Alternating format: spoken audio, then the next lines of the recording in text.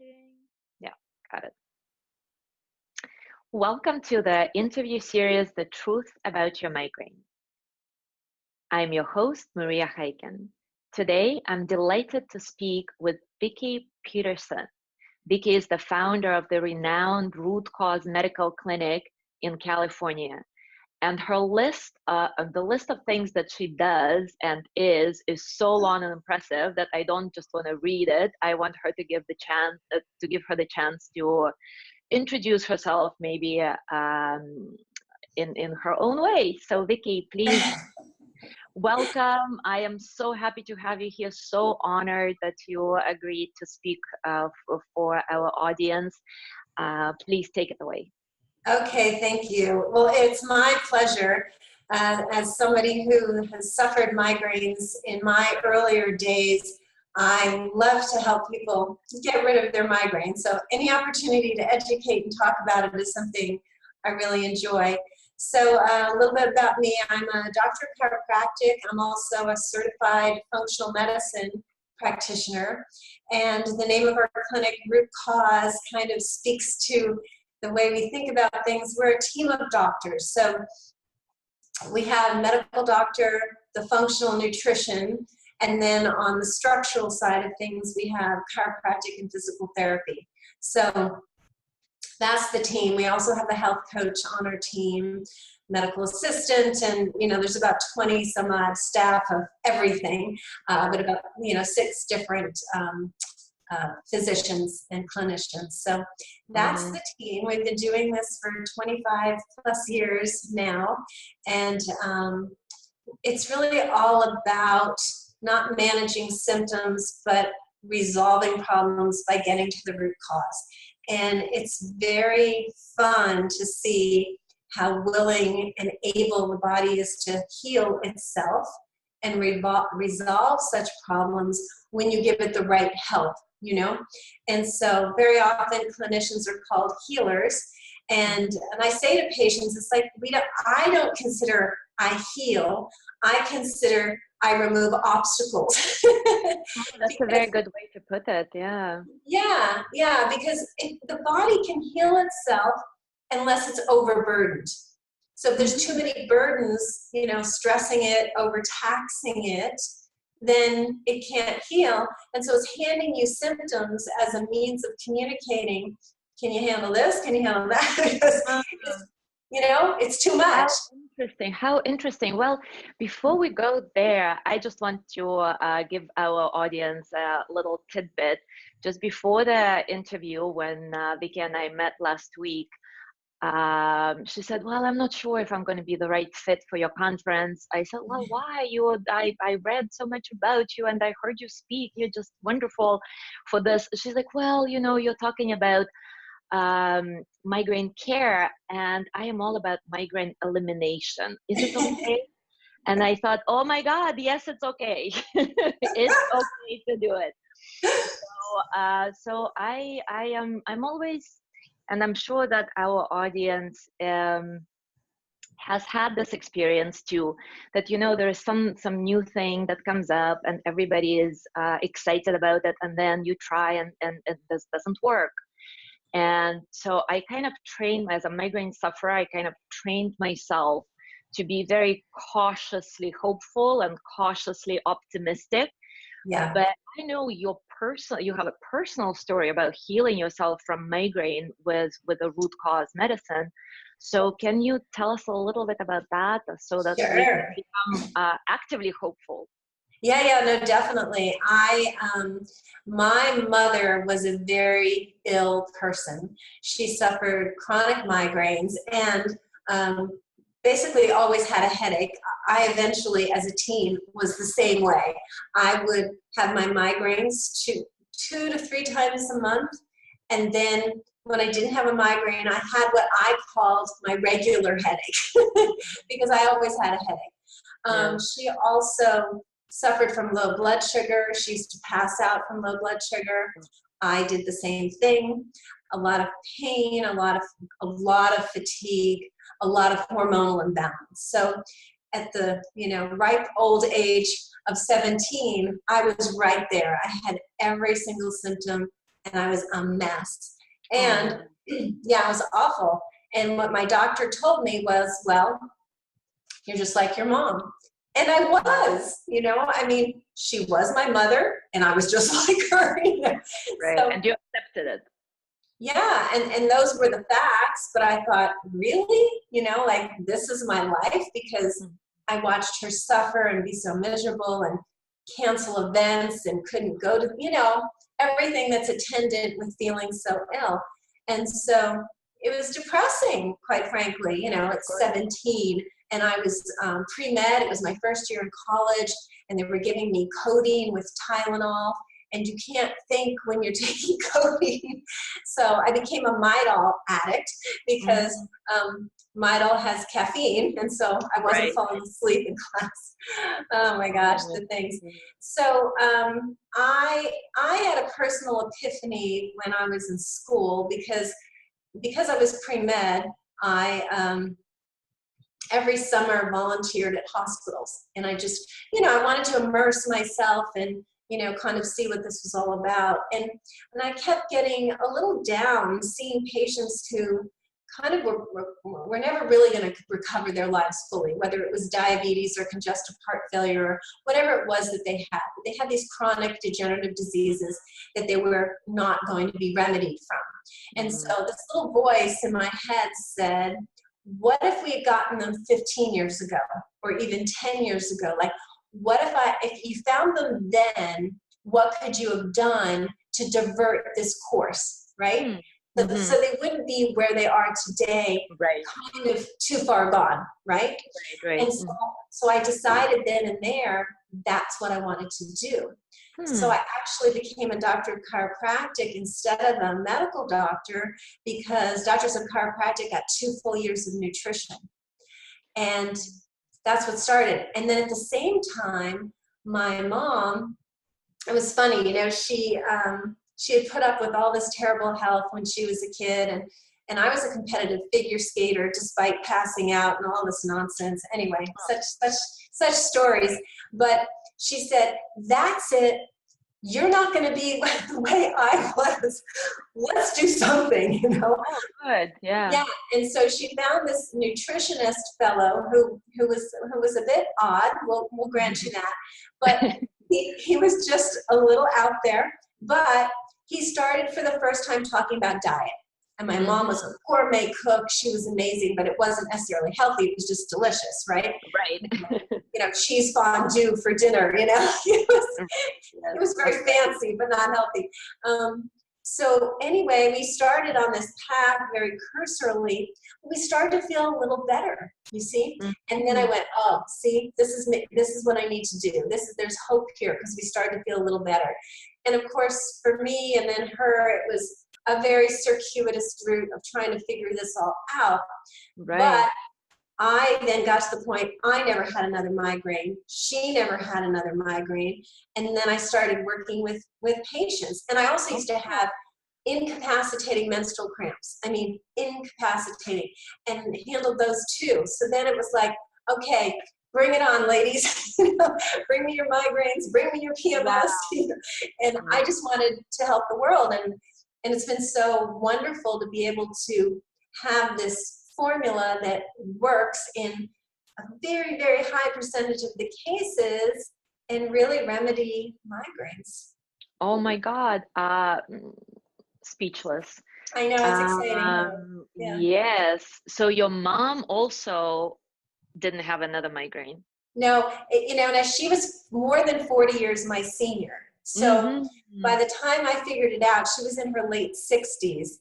And she used to joke, because she said, you know, these being 70s and being in my 80s, you know, she was almost 90 at this point. She goes, 70s and 80s were great. Yes, those have a headache. Yes, that's awesome. She said those are my best decades. Right. Cute. Yeah. Well, I don't know. I'm sure that a lot of us can relate. Wow. I don't know what to ask now, so tell us how to do it. No. Let me tell you what we figured out. So there's kind of the long list and there's the short list. But what I tell new patients when I'm talking to them is, is this is what we've discovered. There tends to be only 2 or 3 major components. Number one, we find food reactions. Now, if you're a migraine sufferer and you've been so for a while and you've been at all checking out your diet, you'll start to dismiss that. And I understand why. Because, of course, if every time you ate a piece of pizza, you got a migraine, you would have figured that out already. Right? You know what I mean? That would have been off the table. You would have seen the correlation.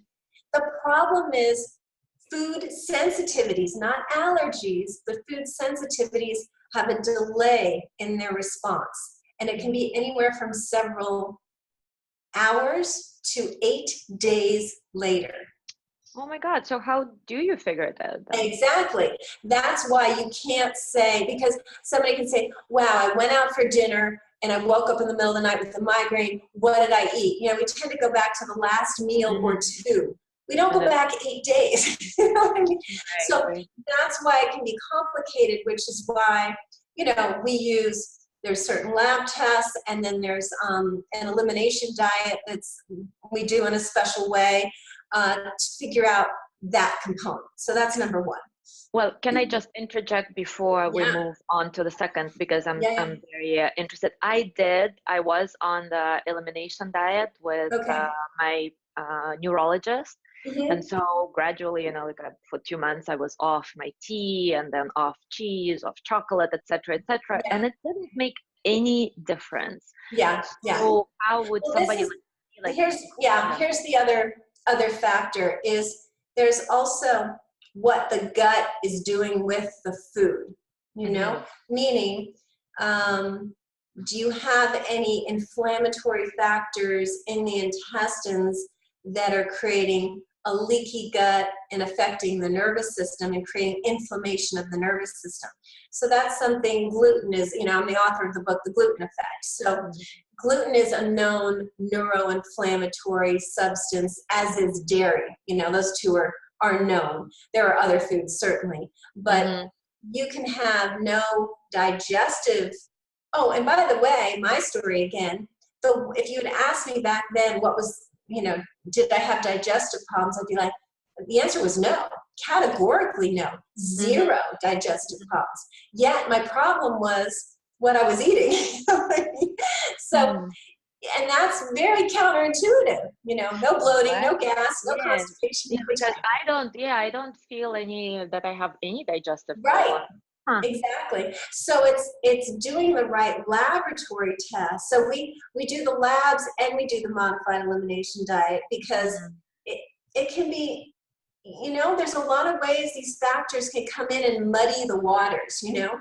So you have to have somebody, a clinician who has the experience to kind of read between the lines, do the right testing, you know, et cetera, to see what's causing it. Because here's the stable data that we have is a migraine, and you can insert any symptom in there, but we're on migraine. So they're not normal. You're not destined to have them. Even if it's in your family, which it usually is, I've beyond proven you don't have to have it. You have a predilection, you have a propensity toward it, but it doesn't mean you have to have it. So there's a reason. Now that reason, so like my mom and I, we were both gluten sensitive. So that was the genetic link. It wasn't the symptom of the migraine. That was what set us up. So we got that off the table, and then the genes couldn't make a migraine. Interesting. Yes, no, totally. But I love how you put it that you can be predisposed to migraines, and that's why you're having them, and maybe even super debilitating, like I do, for example. But you don't have to have them. So you don't have to, like, if something doesn't help, because my issue is that I've tried so many things, both prescription and some alternative treatments, and it just doesn't work. And for me, you know, that's why I wanted to create this event and kind of to be a little bit more mindful about the issue of migraine, because it's easy to say, okay, so it's easy to resign. And sometimes this is what I kind of on the brink of doing, because I'm like, well, I've tried everything. I just can't anymore. anymore, you I know. know.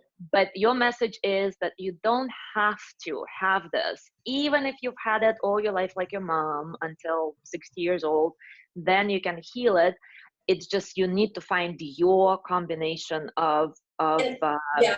food and medication and whatever you do, right? Lifestyle probably And too. combination is a great word, because I found there seems to be a synergy of factors coming together. So somebody can do one thing right, but then if they're missing the other two or three, you see, it's not enough. So Yes. sometimes it's like, oh, I took gluten out of my, I got this really clean diet, and maybe it was a little less intense, or the frequency went down a little, but whatever, that was hard, and I still have migraines, you see? So they just didn't have somebody pulling all the puzzle pieces together to congeal into this perfect plan, you see? Right. Yes. So we've got the diet / gut, potential leaky gut where things come through the gut and can inflame the nervous system. And you've also got the health of what's called the microbiome, all the good bacteria in the gut. And do we have any infections present that are being pro-inflammatory, you see? Right. So it's food / gut is number one. Number two is looking at the nervous system, is ensuring that the nerves, coming out of the neck, coming out of the jaw, the cranial bones themselves. A woman started the other day, had just a great success recently, but then a woman started the other day, and she's, of course, just up to here with, I've done it all. And it was very interesting because she did say she had neck tension, which hadn't been addressed. And I said, what about your jaw? Do you clench or do you grind?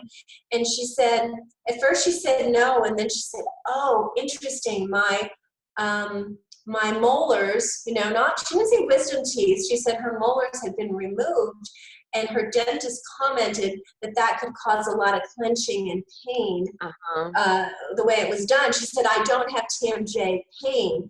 I'm like, yeah, but that can defer into these nerves. So it was a contributing factor, right, that we need to look at. So you've got the structural or neurological factor. We talked about food and gut. Yes. And then the third component, which isn't always present, is hormonal. Okay. And that's the women, and I was this woman where definitely around my period I had a migraine. Yes. You see? And then other women are like, no correlation. So you go, okay, that's off the table. That's not it. Right.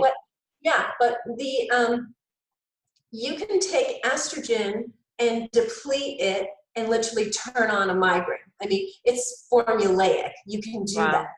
But then the question is, why is the estrogen falling so much? The analogy I use when I'm lecturing is that how far estrogen falls, or the floor, because something's going to fall to the floor, right? So the floor is actually progesterone, which is mellow, feel-good hormone. Right. Yes. And if progesterone is too low, estrogen can fall too precipitously.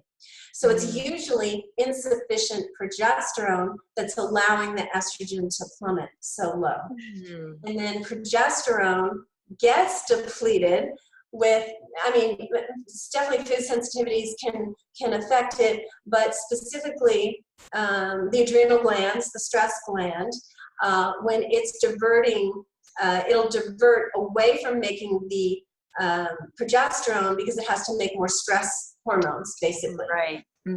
So then, then begs the question, okay, why is it overtaxed? Why is it overstressed?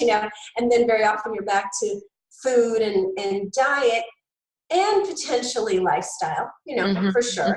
If somebody's just burning the candle at every end and not sleeping, more than 4 to 5 hours, and, there's definitely the lifestyle component, but, with all of that said, we cull it down to food, gut, nervous system, and hormones. And it's always that. It's always that.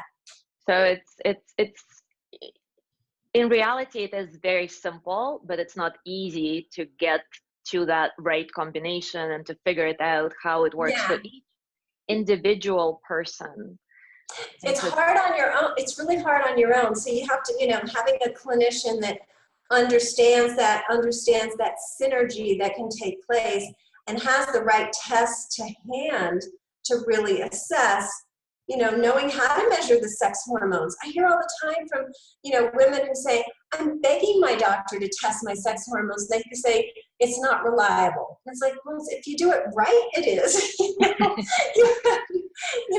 I mean, it really bugs me when I hear that, because you can do it correctly and really assess and assess adrenal function and assess for food reactions and assess for gut health. And, so it's not difficult. You just have to have all the tools to hand, which is why we created the clinic with the physical component, the chiropractic and physical therapy, in addition to the medical doctor and the functional nutrition, certified functional medicine practitioners, all working together as a team, Yeah, so, because it takes a village.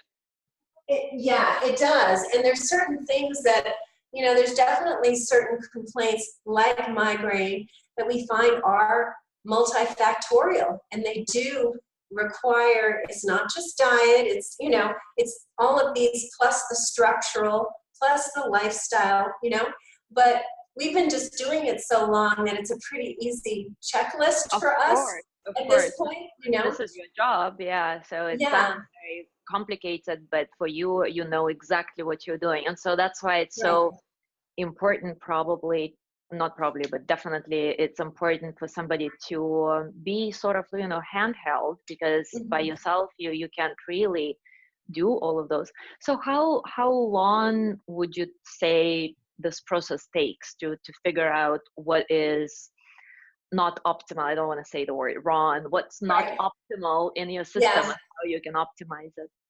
As far as getting the raw data, that only takes a few weeks. Then seeing the change is anywhere from 6 to 12 weeks, really, but not long. I mean, in the grand no. In the grand scheme of things, it's not long. Probably one of the longest things is, if there is a lot of nervous system irritation, kind of slowly getting the pressure off those nerves can take a while. But by that, minimally 8 to 12 week mark, people know. It's like, oh, I'm on the road. I can tell, and they can tell not just with their migraines, because usually the same thing causing the migraine is causing other symptoms as well. And all of a sudden, I'm sleeping better, my energy's better, and my mood is better, and all of these things. Of course. Yes. And so how does one go about it practically? For example, you're in California, I live in Mexico. Is this something that can be done remotely, this kind of support? You tell me like what tests to do and then I send them to you, or does it have to be inpatient sort of? Yeah, no, that's a really good question. We are a destination clinic, so that has come about over the years because there's not enough doctors doing this type of work. So, I spoke to a gentleman in Mexico the other day, and he's actually choosing to come because they travel. But so in answer to your question, what we need for legally is that somebody either comes for like 2 or 3 days, and then we can work with them long distance moving forward, or if they're solidly under a doctor's care, meaning even though the doctor's not working, that's not working, but they have a medical professional they see, they're getting lab tests. In other words, some of the crisis kind of things that somebody could get into, that's being monitored. This individual is being monitored. Then we can do it completely remotely. Interesting. But if somebody sort of, they gave up on medicine 5 years ago because nobody was helping them, they haven't seen a doctor since, it's like, no, then you have to visit. And we have to because during this process, you really want to make sure that you have all the right lab tests and Yeah, all. we don't want to miss anything. Yeah. Mm-hmm, So mm-hmm. yeah, so that's the decision-making process, is where they Of fall. course. Yeah. Well, Yeah. California is a nice destination, so I bet that wasn't difficult for you to become a destination clinic, That's especially with right. offering. Yeah. But so Yeah. you mentioned that there are not many clinics like yours. It's kind of No, it's really unique. There's one thing being a certified functional medicine practitioner, which there aren't a lot of, and then a lot of the doctors that are certified, they got that way. I mean, it's interesting the way doctors, I think like most people, something personal either happens to you. Either you yourself, your own health is challenged and you're searching out something new to help you, or a loved one, something happened personally, right. got them into this field, but very often they're still tied into a hospital setting, where they don't have the freedom that we have here. So like I created this clinic, my husband and I created it. So we do it all exactly the way we want to do it. Yeah, exactly. Right. So so a lot of times, there's some big institutions around here like Kaiser and Stanford and PAMF and these huge hospitals, and they can say, I actually was speaking to someone from Stanford the other day, and she's a project manager there in the hospital, and she said, we have this complementary alternative medicine department. She goes, we're downsizing them. Nobody goes there. And it's certainly not because nobody needs it. It's just that the poor department is so constrained by this mammoth, medical institution. Yeah. They're not able to do, likely what deliver. To deliver whatever they can. Very good point. Yes. Very interesting. Wow. This is such an amazing wealth of information. Thank you so much for sharing, and definitely this as I mentioned at the beginning, so that I'm always cautiously hopeful, but your excitement and just knowing that you healed yourself and your mom and you continue healing so many other patients, this is giving us all a lot of hope. So just a couple more kind of technical questions. You mentioned several times this health of the nerves, right, and the nervous system. So is this, can you just tell us a little bit, very, if possible, in a very, very simple way, very plain English, like how chronic pain works? Because it's a lot about your nervous system being oversensitive, right? So these nerves being kind of firing wrong messages, as far as I understand, right? And it depends on, those nerves are getting inflamed, and are they getting inflamed kind of legitimately, in that you have a bone in your neck or your jaw that's actually in the wrong position and it's putting pressure on the nerve, like that's legitimate. The nerves, you're stepping on me, you know what I mean? Right. So I'm going to tell you structural problem.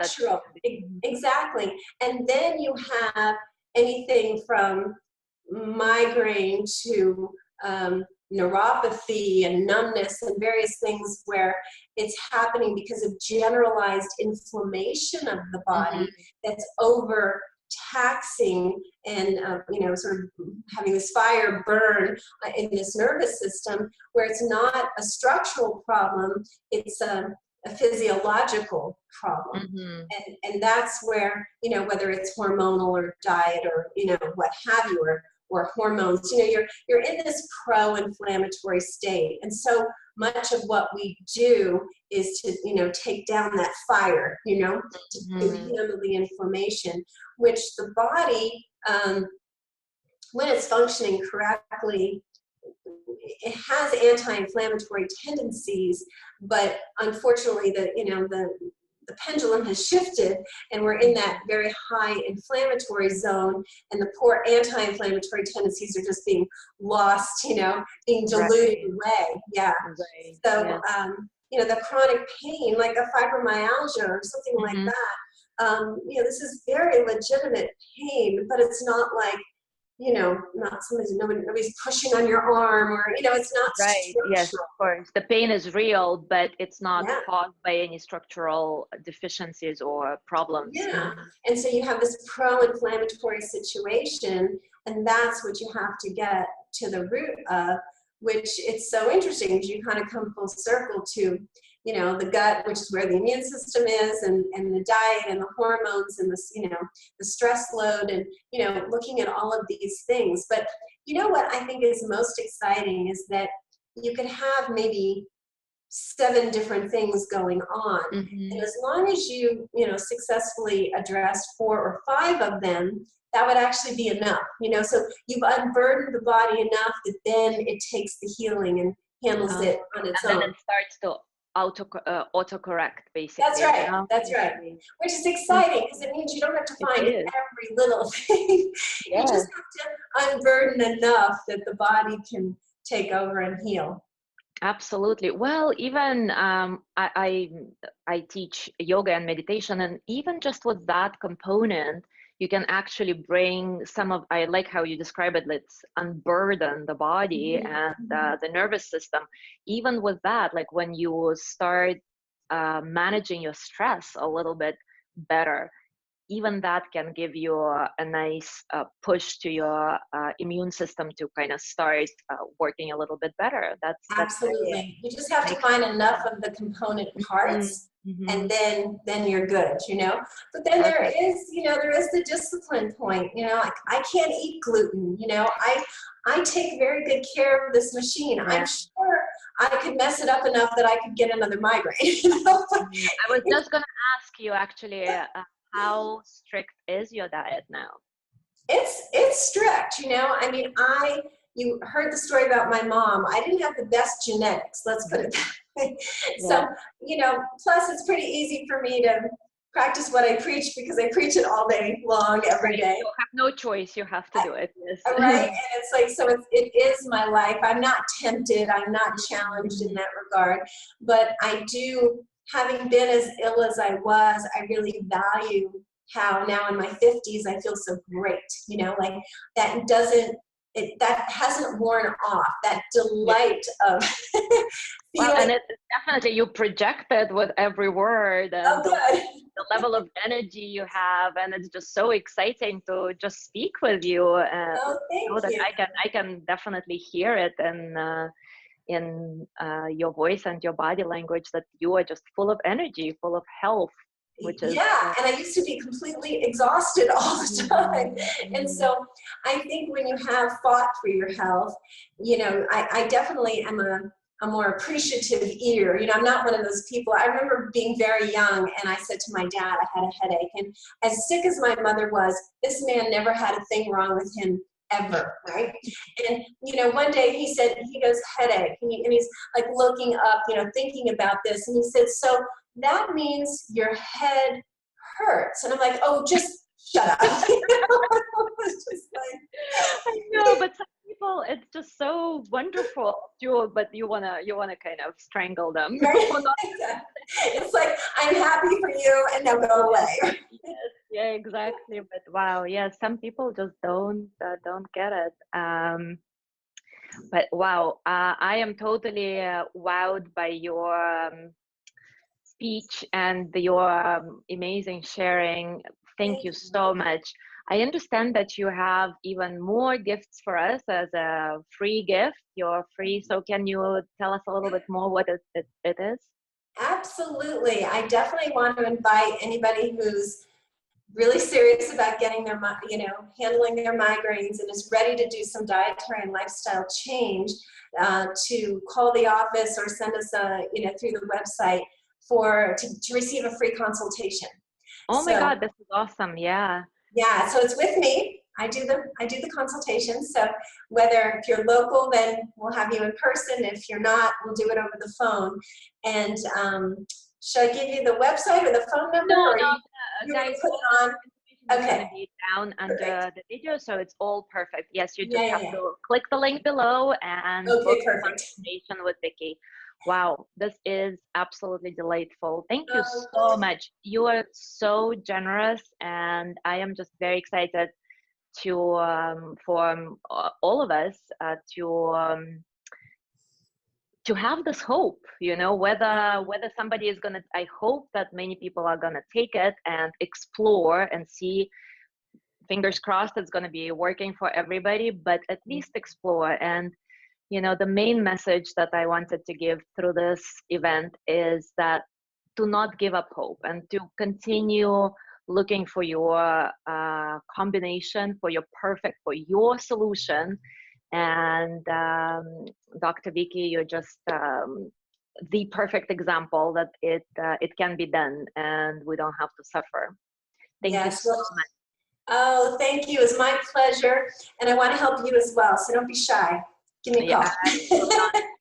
Thank you so much, guys, and thank you so much for watching. And I really appreciate that you care enough about yourself to take the time and watch videos like this and get all this great information and try to take it a step further and explore, explore, explore, and never give up hope.